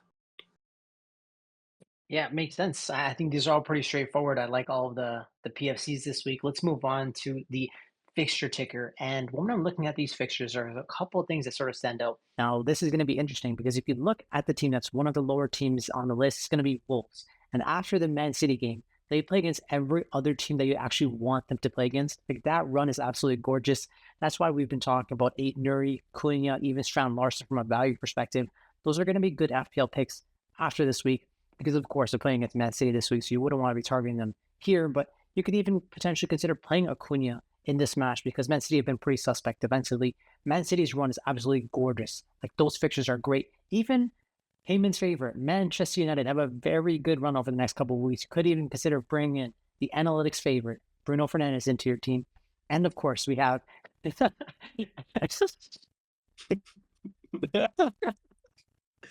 Everyone, guys, get Bruno Fernandes in your teams right now if you don't have him. Big up Bruno Fernandes. If you bring in Bruno Fernandes, please unsubscribe now, yeah?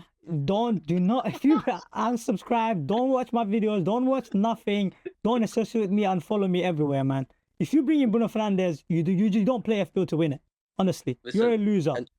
Listen, on this podcast, we do things differently. We want you guys to do terribly, and we want to get a better rank. So if you guys can bring in Bruno, Eze, and DCL, and also triple up on City defense, that would be great. You guys are hating on Bruno. That's my guy. I actually really rate him for this run. I wish I owned him myself, but unfortunately, I had to sell him for Foden. I just think he just has more explosiveness. I have more trust in him. But even the Ipswich fixtures look really good over the next couple of weeks as well. Is there anything else that you guys are seeing from the fixtures that you're looking to target? It's good. On the flip side, so looking at fixtures that are not good in the next game weeks, Chelsea and Arsenal. So you've got Saka and Palmer, and they change in game week 12. I think recency bias is going to cost a lot of people to keep either or both Saka and Palmer, or even bring them in. Whereas I think there is a case to be made where it's good both of them. Maybe take a punt on Foden, bring in the City boys, maybe go for a Son if he's fit. Play those fixtures because they're premium assets, and they're a premium asset for a reason. They've consistently done well in FPL.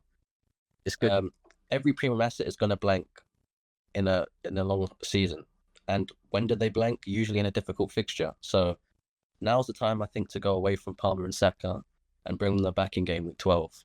Agreed. I think there is a case to be made to go away from Saka. I personally will be doing that come game week 9. I just feel like Bournemouth is still a good fixture. Some could make an argument that, look, Bournemouth has improved defensively, but I still think they can be attacked and targeted. But after that, from game week 9, I mean, you got Liverpool, Newcastle away, Chelsea away, Forest at home. The next 4 fixtures from 9 to 11, I don't see myself owning Saka personally. I think either I would go to the likes of Foden if he gets minutes versus Wolves, or I'll most likely get Palmer in. I just feel like Palmer is like he's so explosive. Even versus Forest, which is a good defense, he was still likely to hold, as Stark said.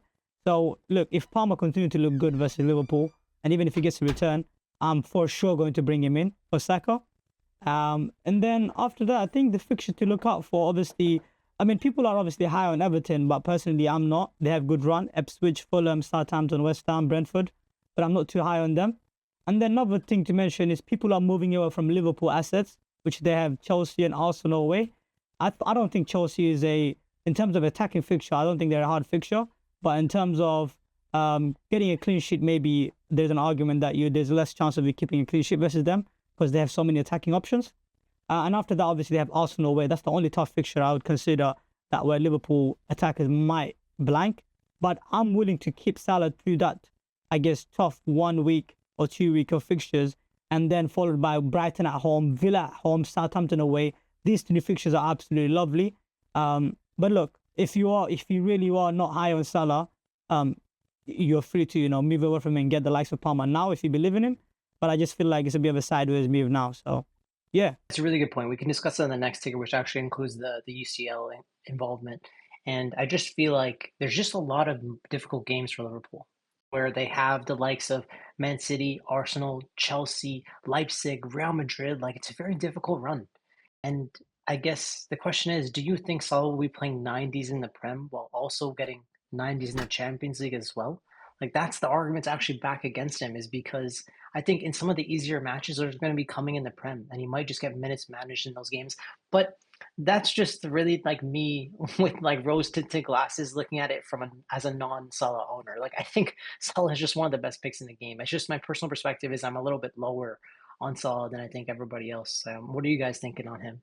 It's just those 4 fixtures: Chelsea, Brighton, Villa, and Southampton. They're great for attackers because we're going to be without Cucurella and Fofana, but factually because they're suspended. So Renato Vega, I think, will come in because he's been really impressive in the Carabao Cup. And then also Tosin's going to come in. And I think he's also been very impressive. So it's not the worst, but as people can see, we take risks under Maresca, and Caicedo and Enzo aren't the greatest pairing in terms of a pivot to prevent teams on the counter-attack. Enzo physically is not there, and we like to press from the front with Caicedo. So if they can beat that press, we're wide open. So I think Mo could do very well in that game. Also, funny enough, I think now is the time to be on double Arsenal defence. The more difficult fixtures away from home, the better their defence. That's just facts. Away from home, they are better and keep more clean sheets, as opposed to, like I even said, I think on the pod, the first pod, I would not be surprised if Arsenal concede in the Southampton and Leicester game, and I was laughed at. And what happened? They conceded in both games, and I was only on Raya, and I wasn't punished. However, now I think the Arsenal double defence could pay dividends, because the more difficult game, the more conservative Arsenal play, and they just look to keep a clean sheet. So I wouldn't sell my Arsenal defenders just yet. Yeah, I agree. That's why I absolutely love selling Saka for Foden. Like, I absolutely love that transfer. Not this week, of course, but next week when I play Southampton, I feel like it's an absolute no-brainer. But the effective ownership isn't that high for Saka. But I just think in terms of the elite, like engaged managers, these close like 80%, 85%, I think that's going to drop off to around 50% after a week or so. Apart from that, I just feel like when I'm thinking about Man City's fixture schedule, they play against some of the easier teams in the Champions League. So I don't think we have much to worry about in terms of rotation for the likes of Foden or Haaland, really. And Chelsea, they're going to be playing in the Conference League, so we have nothing to worry about in terms of Cole Palmer. It's not even going to be in the squad. But Bukayo Saka could have some of his minutes managed. I'm not sure I want to be captaining him over the next couple of weeks, given that he also has starts in the Champions League as well as the Prem. But the thing is with Saka is that Arteta runs him into the ground, where you know he's going to start every game. I just don't know if you're going to get 90s in the Prem, similar with Salah as well. So I just don't think I'll be looking to captain them over the next couple of weeks personally. Hey man, what are you thinking? Yeah, I think, look, people are going to be so recency biased. Even if Saka goes out there and scores another 15-pointer, I will be selling him in game week 9. I don't know how many times I'm going to repeat myself. Look, you just have to play the fixture sometimes. But there are certain players I just feel like they are fixture proof, and Saka could come under that bracket. But I'm willing to gamble on that and go with the likes of Palmer, who has United and Newcastle. And yeah, I think that's what I'm on. I think only way I deviate from that is if I see Foden gets really good minutes versus Wolves and he looks good, and then I bring him in for 2 weeks punt. But I don't know if I want to do that either, because I don't have that much of a luxury transfer to, bring in Foden and then sell him 2 weeks after and bring Palmer back. I don't know if I want to do that. I might just go with Palmer in game week 9, and then just from there just his set and forget for the rest of the season, to be honest. I mean, his run from 12 is unbelievable. Another thing to mention, obviously Spurs, they got a really good run right now. West Ham, Palace and Villa and Ipswich. They have 3 homes fixture in the next 4, and they're definitely a fixture target, I think, for most attacks. And for Tottenham has been amazing in terms of attack. If you guys were to rank the Spurs attack, how would you rank it? Well, that's actually a really interesting question. I think we can actually move on to the next slide that should sort of give us a hint into that, where Spurs are actually ranked first for XG non-penalty. And so I'd actually put them in the top 5 personally. What do you think, Stark? Who would I rank from the Spurs assets? Yeah, I think I'm really looking at bringing Son in if he's fit. for the fixture run because of the way Tottenham play. So with Kulusevski and Maddison both playing as creative 8/10s, like if I look, but I know Werner stinks, right? But if you look at the chances Werner's been getting, if you give that space to Son, like Son owners were unlucky for that Brighton and United game because Son would have got back-to-back double-digit hauls, and he's on penalties. So he's the best finisher in the league. He's got to be number one, right? If he's on the pens in that attacking, they're number one for XG. So surely Son's got to be number one. In number two, I'd put Solanke as the number 9. Like everyone knows, Ange's number 9s. The data for them is impeccable. So arguably, he's historically got a good record for Bournemouth. Like last season, he's proved it. So now in a better team and a better attack, the numbers should increase, right? So if that's the case, he's got to be number 2 for me. And then number 3, it is probably Maddison, but at a price point, bringing as a factor, Johnson in his purple patch form right now, probably worth saving the extra mil. And Kulusevski.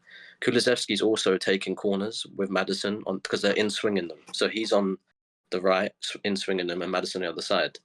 And Kulusevski, they play the same role. So the creative data's there all the same. So I'd rather have Kulusevski than Maddison as well. But that's just me. Yeah, I find it interesting to see that Chelsea are actually second for XG created, given that Liverpool had much better fixtures than them. I think it just goes to show you that we're moving away from a very attacking manager in Jurgen Klopp to a more balanced manager in Arne Slot, and that's going to be reflected in the data. I still think Liverpool are going to be top 5, but I just wonder if Salah's going to be worth 12.5, 2.0 more than Palmer over the course of the season. I just feel like Palmer's just going to be a better value pick over 38 weeks. I think we've already seen it so far, and I think that trend will continue personally. And it's nice to see Brighton back in the top half of attacking data where they belong. They don't have European football. Surprising to see Newcastle so low, to be honest. I do expect that to improve. Surprising to see Crystal Palace that low as well. So I'm expecting those teams to improve. And Man United are kind of just exactly where I expected them to be. But Brentford are slightly higher than I thought. And if we just take into account the amount of fixtures that West Ham have on the horizon, I mean, for them to be mid-table, given their mixed fixtures, it's pretty solid. Maybe Bowen is actually a good pick after all. That's kind of the way that I'm thinking about the XG table. What do you guys think? I think that Eze is a hard avoid, and without Elise, they just struggle City. And secondly, that Munoz, the right back from Colombia, who has been great at that position, right? Because they play a back 5. So they've got Eze and I think it's Eze and Nketiah and Mateta, or it'll be Eze and Kamada. So they have, it's a bit similar to Tottenham. They're like inverted 10/8s, and then the fullbacks create the width. So Munoz is injured. So what are they going to have? Nathaniel Klein as a right wing back, providing the creative threat? No, I'm sorry. Palace are an avoid, and I'm not surprised they're there without Elise. People should have known this from the beginning, but now the data's there. Those that are still going for Eze are lunatics. Secondly, I think Chelsea, we're such a great attacking team. Bournemouth, top 6, not surprised. The manager always wants to be on the front foot. One thing that annoys me is United. They've got such great attacking data, but Ten Hag is just putting me off picking anyone. But the fixtures are great. Kayman, as a United fan, who would you pick if you had to from United? Don't say Garnacho. I wish I could answer that question, bro. I don't have an answer, bro. I think I wouldn't touch any attackers, bro. Honestly, I wouldn't pick anyone. I think the data is deceiving people. You know what I think? I think data is basically the anti. Like, this is what might be ruining us. You know that maybe the United, owners, they're looking at this data, things like this. They're saying, "Oh, look at us. We're getting unlucky. Look at our expected goals, expected assists, and X, Y, and Z." And that's why Bruno is so great. That's why he can't be dropped. And that's why we're just unlucky. But I think it's so misleading, man. Like, yes, we're creating chances. It's just that we don't have the quality finishes. We don't have the likes of Haaland. We don't have the likes of Havertz. We don't have Solankis or any of those great finishes, man. We're just poor. I wouldn't touch anyone right now. It's a wait and see for me with United. Maybe we get a new manager or something, but yeah, don't go there right now. Do not. Because look, people were saying, "Oh, look at the Villa fixture. United could get definitely something there." And what happened? We resort back to just defending and surviving.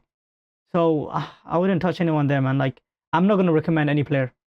I find that really interesting because, you would think that in the last couple of games, they've had very solid defensive performances, but even from a defensive perspective, like Man United are lower mid-table for expected goals conceded. So you really don't know who to be backing from Man U apart from like Bruno on the penalties and maybe Onana. He has the most points from the keeper perspective. So yeah, apart from Yeah, them, I wouldn't go anywhere else. don't go anywhere else. We're in turmoil right now. We're similar to what West Ham is going through right now, honestly. Yeah, just on the defensive data, like just looking at Nottingham Forest, I've got great, obviously, defensive data. We know their structure as well. Just to reinforce, like Milinkovic, he's genuinely got set piece, attacking threat.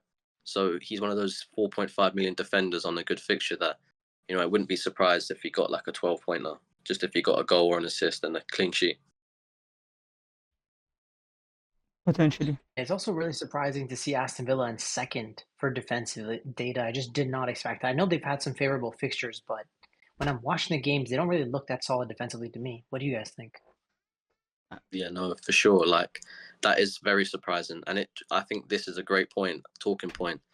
Sometimes data is not everything.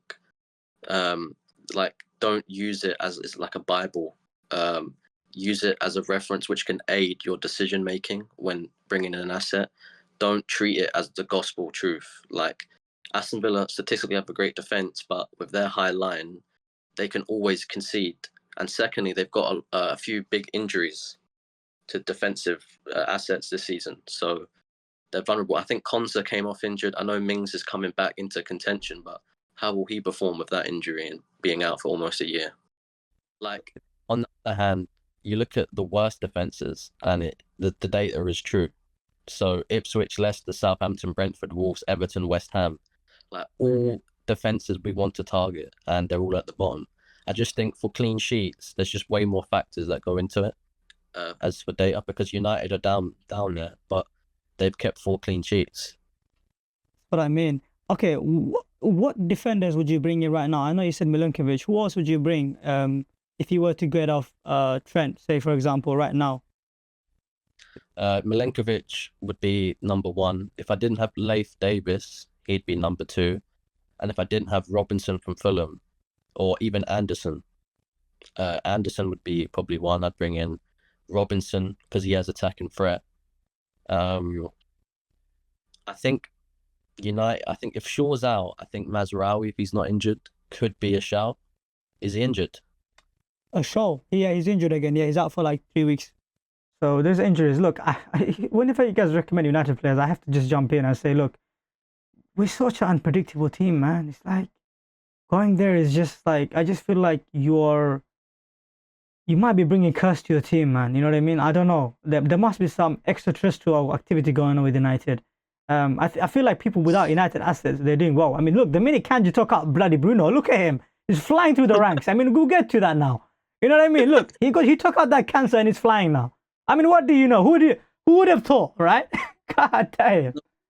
But it's just like the clean sheet element. Like United, if the way I analyze Man United at the moment is, I think Ten Hag, like you said, is changing his style back to when he first signed, and is going to play counter-attacking, defensive-minded football. So yeah, you'll concede a lot of shots, but I think you will keep those jammy clean sheets against the bottom half teams. So with the fixture run right now, of course, Mazraoui is injured. I wasn't sure. I know he came off injured, but I wasn't sure of how bad it was. So I would just like De Ligt as well. De Ligt has got aerial threat. If he starts, he could be one with fixtures just to rotate in and out for 4.5. To be fair, I think you could just go with Onana and put him in there if he was on a wild card or something. 5 million. Like United give up a lot of shots from outside the box, and he's just got that knack to making loads of saves. So, and the clean sheets are there. Like if they do concede, he still makes a lot of saves. So he could just be one potentially as a goalkeeper if you just wanted a United defense and you wanted Gabriel, for example, as opposed to Raya. I just want to ask something. Yeah, by he's the way. definitely going to be in the top 2 or 3 top scoring goalkeepers this year. Do you guys do this intentionally to taunt me, by the way, because I'm a United fan? Because you guys always seem to bring the assets. I don't know. No, there's people out there that are looking at Onana, and I don't blame them. Wow. Okay. Look, fair play, man. I'm one of them, to be honest. Yeah, see? There Of course you are. Why are you a Liverpool fan? You should be a United fan. Let's switch now. Let's switch contract. Let me go to loan to Liverpool and you come to United. Let's do that. Should we move on? I mean, bro, I have Flecken, bro. Like, look at where Brentford are in this data. Like, it's horrendous. Goodness, And like Flecken, of course, I'm expecting to make saves, but bro, the man conceded 3 goals to Wolves. you picked Like, bro, the Flecken, by thing the with way. You Brentford picked is, Flecken. somebody sold me. Somebody pulled the wool over my eyes and made me buy Flecken. Like, I don't know why I went for him on my wild card, especially in a no Haaland team where I could have afforded like a premium goalie. Like, bro, I really got fooled into this because I was looking at the fixtures. They look incredible, and they still have Leicester and Everton on the horizon. Like, the good fixtures are still to come. They have Ipswich as well. But bro, I really just don't back them to keep clean sheets. Like, the system has slightly changed from last year, where like they used to go up a goal or two and then they would sit deep. But now it's like even if they're up, they're still pushing forward to score more. So I don't know if I would ever trust Flecken to get any points this year. Yeah, Yeah, there's been a transition for sure. They take way more risks in the first half, especially. Yeah, It's which good. is kind of why I'm considering even going to Onana. Like, what I'm thinking about in my team is I'm considering moving away from like a Saliba plus Flecken and moving to like an Onana and It's Eight good. Nuri. Like, that's actually the 4.5 that I really like. I know that Wolves don't have good defensive data, but I don't buy 4.5 defenders for clean sheets. Like, Eight Nuri has 4 attack returns, and those are through games where he played against Arsenal, Chelsea, Liverpool. Like, he's playing against Man City next week, but apart from that, the fixtures are good. Fixtures will breed form. Maybe they'll keep 1 clean sheet in the next 7 weeks, and then 2 or 3 attacking returns, and then you're cooking. Like, that's good value for 4.4. So Yeah, that's kind of what I'm thinking. to be It's fair, good. I do respect that, but the reason why I'm avoiding him is because I think the manager's going to get sacked. So his good current data will change because the system will change, and he won't be as an attacking threat as he is right now. So that's why he's just an avoid for me. Because if things don't turn around, he will 100% get sacked. It's good. It's good. It's good. Yeah, it's fair. So let's move on to the team selection portion of the podcast. And we're going to be going through my team. I was actually ranked at 4.8K. So it was almost a 3 million green arrow. Like, it was absolutely massive all in 1 week. Thankfully, because of 2 things. One, Starboy Saka captaincy return and selling Bruno Fernandes for my team. Unfortunately, if I just discuss my transfers, it'll make me a little bit sad. But I did sell Bruno Fernandes for Foden, and Bruno outscored him somehow. And I sold Jared Bowman, who got 12 points, and I brought in Brennan Johnson. But you know what? You can't have everything. And when I'm looking at my team, I really like the entire team. Like, I don't have any plans to consider Erling Haaland. And that's because if I reflect on RobT's graphic, like, I have 3 of the top 5 FPL point scorers in my team. I got Foden, Palmer, and Saka. I'm pretty sure they'll be up there from now until the end in terms of points.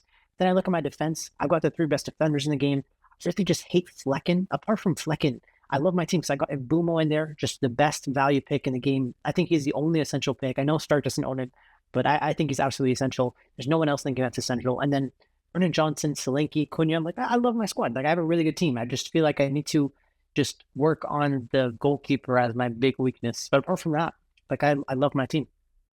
Yeah, so moving on to next week, I actually do plan to roll my transfer. I don't have any transfers in the bank. This is going to be my first time rolling it, but I'm actually tempted to take a hit, to be honest. And I know it sounds crazy. I've gotten a lot of points to the field. I'm way behind you guys. Like, you guys are sitting in the top 100K. Like, I'm not on your guys' level at this point. But after getting a 2 million or 3 million green arrow, it's really tempting to just give 4 points back to the field and actually just switch Saliba and Flecken to an Onana and 8 Nuri combination where at this point I'm actually benching Trent. And I genuinely have been thinking about this, and I don't think I can sleep at night benching Trent. Like, it just feels so wrong. But on paper, this is what my team should line up like next week. But I just feel like I made a mistake when I wildcarded. And I think I'm tempted to take a -4 and just fix that. What do you guys think?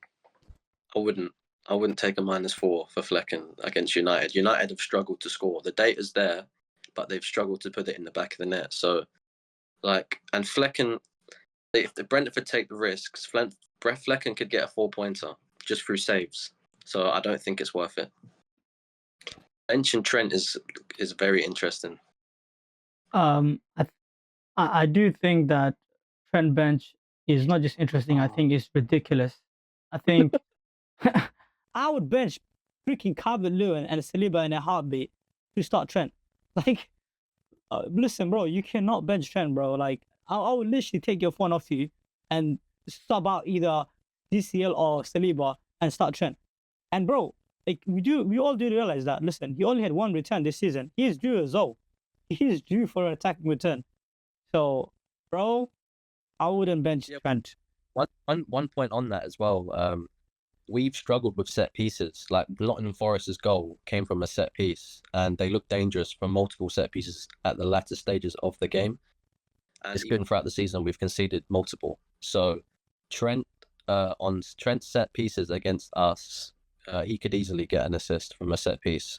And like even historically in the matchups, this guy always scores a banger against us. I don't know what it is, but yeah, I think Trent could get an assist from a set piece. Yeah, like the reason why I'm really tempted to take the -4 is I'm just correcting an issue that I made on wildcard, because I think in the future, if I don't correct my structure, I will be put in this position, because whenever Trent is playing against, Arsenal and Man City in the past, I've always found a way to just bench him, but he finds a way to step up in these big matches. Last year, he got an assist to Salah against Arsenal. He scored a goal against Man City. Like, Trent is a big game player. Like, he's really fixture proof.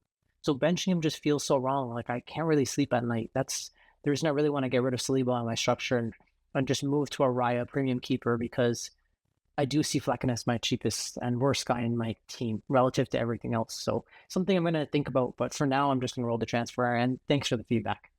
Let's move on to the next team, which is going to be Stark's squad. It's good. Another green arrow. Disappointed on Sunday. Rodgers, Watkins blanked. Solanke and Palmer also let me down. They got a return, but I felt a bit let down, to be honest. Perfect fixture versus Brighton, and Palmer.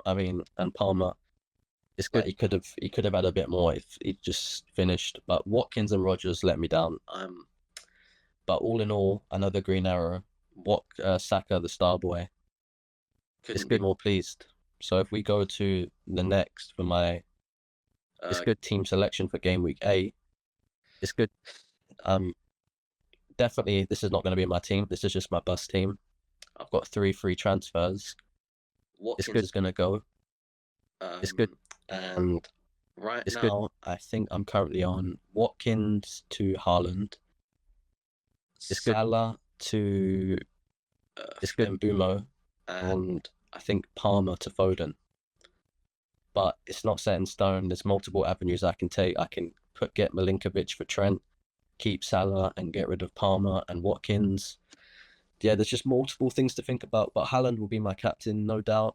It's just whether to double up on Foden, which I feel like I want to do. And I also want Son, but I want to wait and see him fit and wait for team news.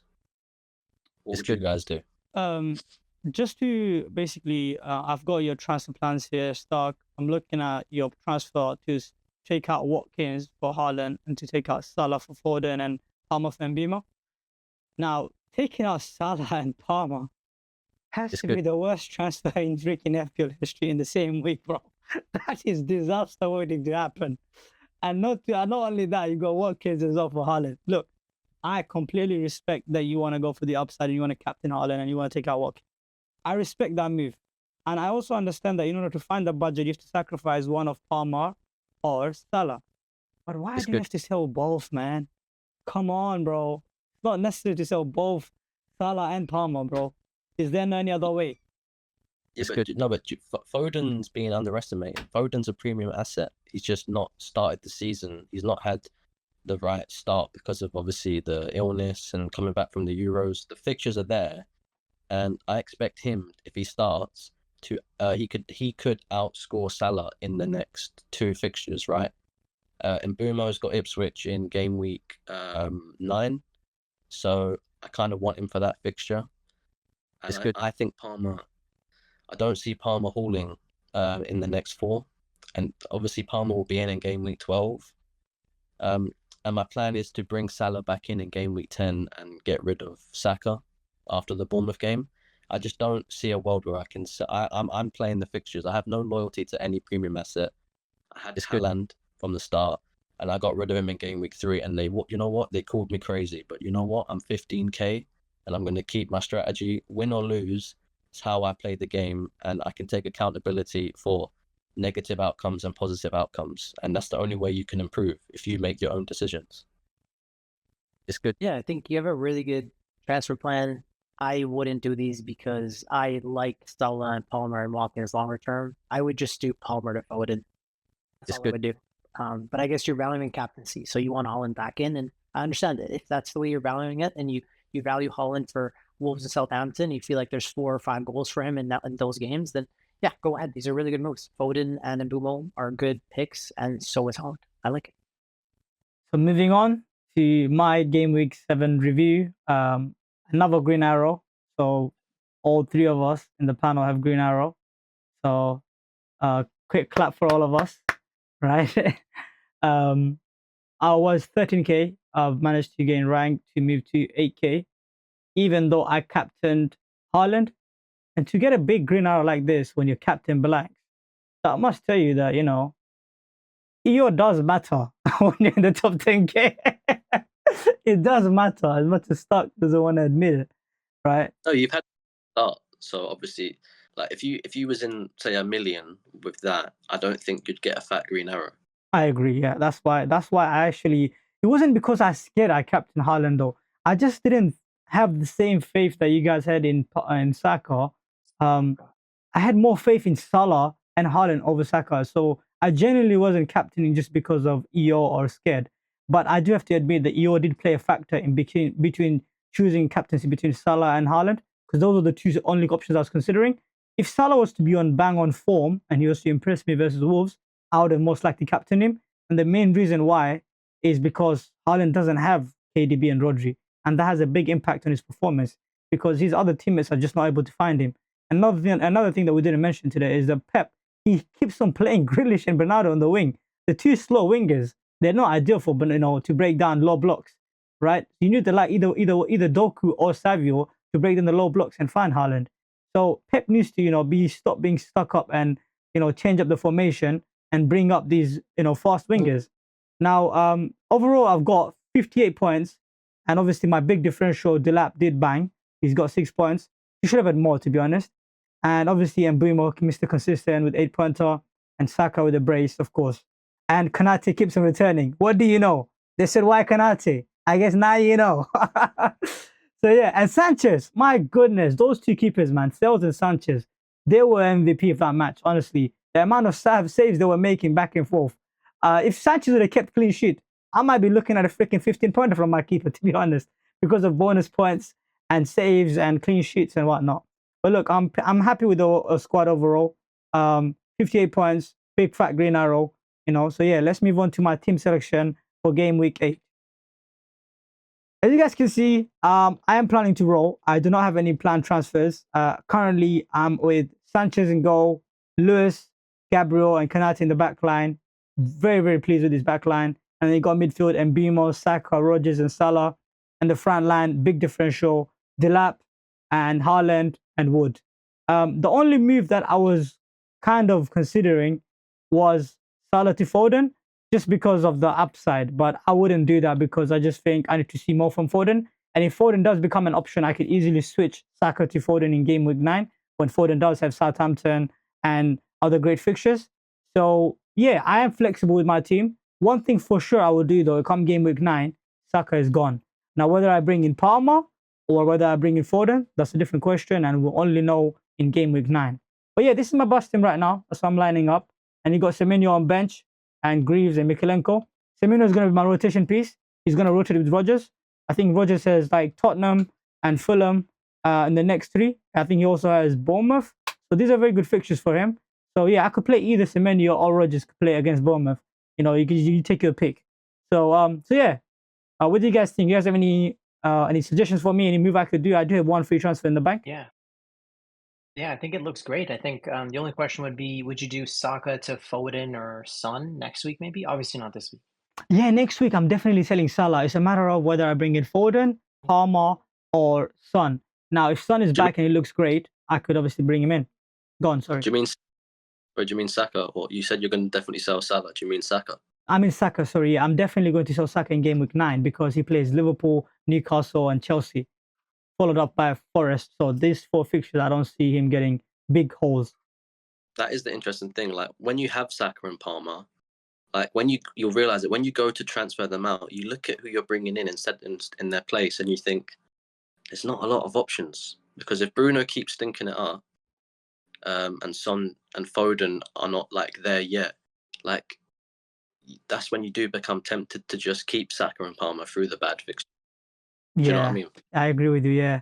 I do need Foden to look good versus Wolves and maybe not get a big goal, maybe one goal just to pick him up some form, and that way I can jump on him versus Southampton and maybe keep him for 2 to 3 weeks and then move on to Palmer. But yeah, it's wait and see. But any other feedback on any other players overall? Yeah. Other than that, your team's shit. So yeah. All right then, mate. Kanji, any last thoughts?